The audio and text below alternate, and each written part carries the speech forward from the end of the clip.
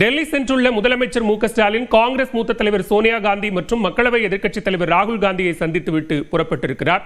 நேரலை காட்சிகளை பார்க்கிறோம். கூடுதல் விவரங்களோடு இணைகிறார் டெல்லி செய்தியாளர் சுசித்ரா. இந்த சந்திப்பு எந்த அளவுக்கு முக்கியத்துவம் வாய்ந்ததாக பார்க்கப்படுகிறது?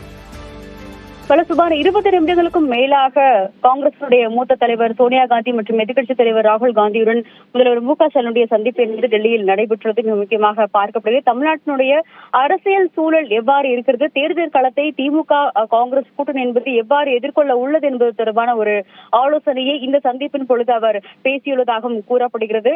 அது மட்டுமல்லாமல் சோனியா காந்தியுடைய உடல்நலம் குறித்தும் முதல்வர் மு.க.ஸ்டாலின் விசாரித்துள்ளது மிக முக்கியமாக பார்க்கப்படுகிறது. தற்போதைய சூழலில் தமிழ்நாட்டில் எந்த அளவிற்கு பாஜகவிற்கு எதிரான ஒரு போக்கானது கடைபிடிக்கப்பட வேண்டும், அதற்கு எவ்வளவு செயல்பாடுகளை கொண்டு வர வேண்டும் என்பது தொடர்பான ஒரு ஆலோசனையும் அவர்கள் நடத்தியுள்ளார்கள். இந்த சந்திப்பு என்பது சுமார் 20 நிமிடங்களுக்கும் மேலாக நீடித்த நிலையில் தற்பொழுது அந்த சந்திப்பு முடிந்து அவர் அடுத்தபடியாக தமிழ்நாடு புதிதாக கட்டப்பட்டு வரும் தமிழ்நாடு அரசியலத்தை பார்வையிடுவதற்காக அங்கு சென்று கொண்டிருப்பதையும் மிக முக்கியமாக பார்க்கிறோம்.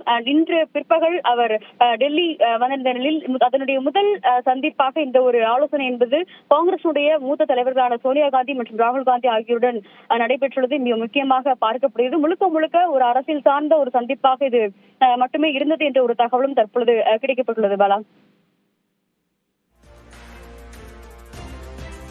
விவரங்களுக்கு நன்றி சுசித்ரா.